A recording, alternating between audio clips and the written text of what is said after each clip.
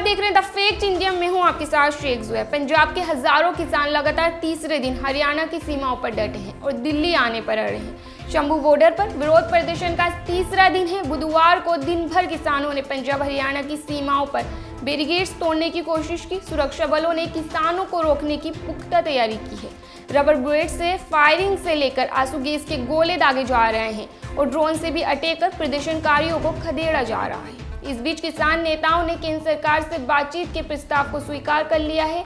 आज गुरुवार शाम 5 बजे चंडीगढ़ में तीसरे राउंड की बातचीत होगी। इस बातचीत के दौरान केंद्र सरकार की तरफ से कृषि मंत्री अर्जुन मुंडा, वाणिज्य और उद्योग मंत्री पीयूष गोयल, गृह राज्य मंत्री शामिल होंगे। इससे पहले मंगलवार को दिल्ली में रक्षा मंत्री राजनाथ सिंह के आवास पर कृषि मंत्री मुंडा समेत अन्य केंद्रीय मंत्रियों ने बैठक की और किसानों से सुलह के फॉर्मूले पर चर्चा की।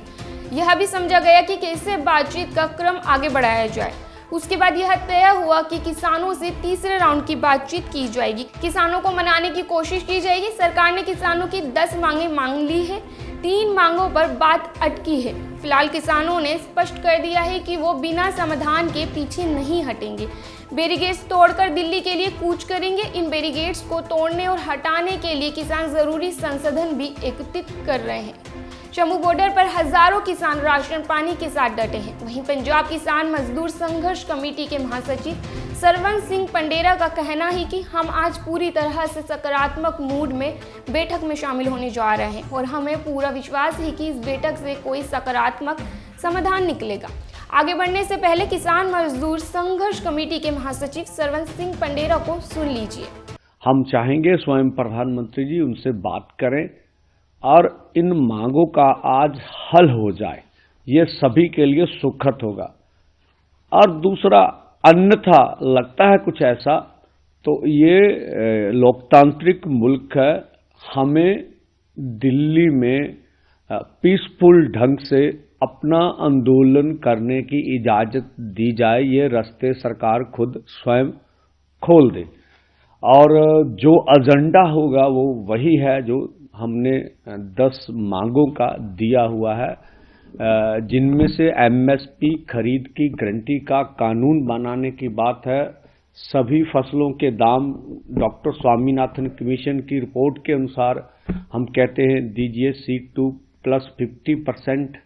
इसके अलावा जो गन्ने का रेट है C2 प्लस 100% से दीजिए और किसान और खेत मजदूर का कर्ज माफी होनी चाहिए।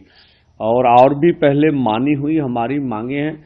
एक मैं बोलना चाहूँगा, जो अभी बिजली एक्ट 2023 सरकार ने बना लिया है, जो बोलते थे हम स्टेक होल्डर से बात करके आएंगे। हाँ, उनमें किया क्या है कि जो भी स्टेट सरकार किसान को और किसी को भी सब्सिडी देना चाहती है उसका प्रावधान कर दिया कि आप सब्सिडी दे सकते हैं। पर हमारी मांग यह रही है कि ये निजीकरण की नीति है, इसे लाना नहीं चाहिए। जब पहले के कानून 1948 का बिजली एक्ट था, जब उसे तोड़कर 2003 एक्ट आया तो प्राइवेट कारपोरेट को बिजली पैदा करने के अधिकार दिए गए।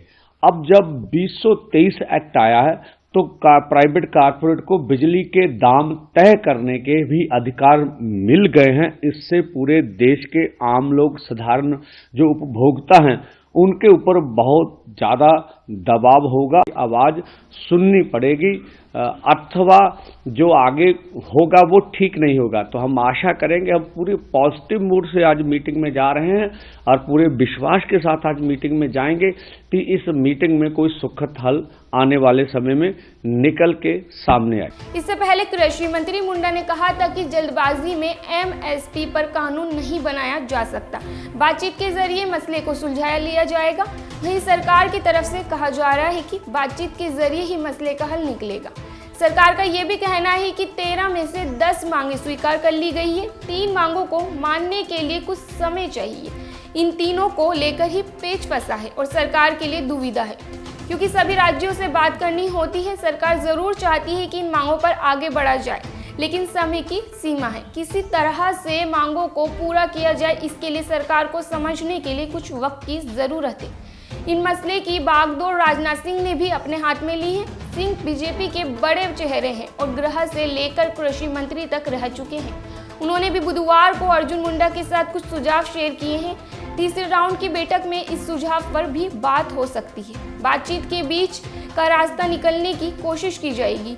बता दें, पिछली बार जब किसान धरने पर बैठे थे तब करीब 13 राउंड की बातचीत हुई थी, लेकिन बात नहीं बनी थी।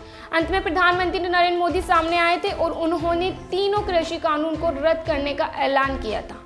पीएम ने कहा था कि हम ये कानून किसानों की भलाई के लिए लेकर आए थे। शायद हमारे समझने में कोई गलती हो गई हो। इस खबर पर आपकी क्या राय है, हमें कमेंट करके जरूर बताएं। बने रहें ऐसे तमाम और खबरों के लिए द फैक्ट इंडिया के साथ।